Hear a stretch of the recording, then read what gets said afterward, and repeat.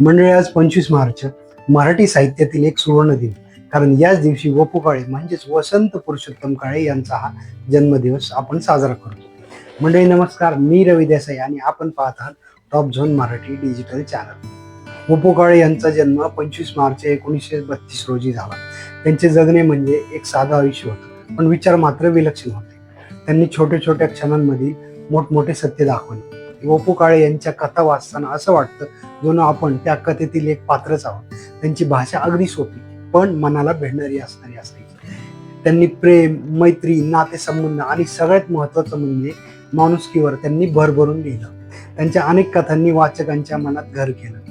Partner, ही वाट एकटीची, मोडेन पण वाकणार नाही, गुलमोहर व पुरजा, सखी, आपण सारे अर्जुन, दोस्त, माझं माझ्यापाशी, मी माणूस शोधतोय, रंग मनाचे, हुंकार, बाई, बायको आणि कॅलेंडर, नातीगोती, मायाबाजार, फॅन्टसी एक प्रियसी, अशी त्यांची अनेक प्रमुख पुस्तके सध्या गाजली.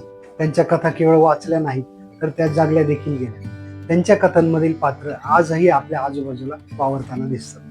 व पु काळे यांची खास गोष्ट म्हणजे त्यांनी कधीच दिखाऊपणा केला नाही. त्यांचं लेखन म्हणजे मनापासून मनापर्यंतचा एक प्रवास होता. ते सांगायचे, आयुष्य खूप मोठं नसतं, पण ते सुंदर बनवणं आपल्या प्रत्येकाच्या हातात असतं. आज ते आपल्यात नसले तरी त्यांचे शब्द अजूनही पुस्तक रूपाने जिवंत आहेत. प्रत्येक कथेतून ते आपल्याला शिकवून जातात. आनंद छोट्या गोष्टींमध्ये असतो आणि माणुसकी हीच खरी श्रीमंती आहे. आज 25 मार्च आपण फक्त त्यांचा जन्मदिवस साजरा करत नाही तर त्यांच्या विचारांना आणि त्यांच्या शब्दांना सलाम देखील करतो. जर तुम्हालाही साध्या गोष्टींमध्ये आनंद शोधायचा असेल तर व पु काळे यांचे लेखन, साहित्य एकदा तरी वाचलेच पाहिजे. जर ही माहिती आपणास आवडली असेल तर व्हिडिओला लाईक करा, शेअर करा आणि अशा नवीन नवीन माहितीसाठी टॉप झोन मराठी डिजिटल चॅनलला सबस्क्राईब करा.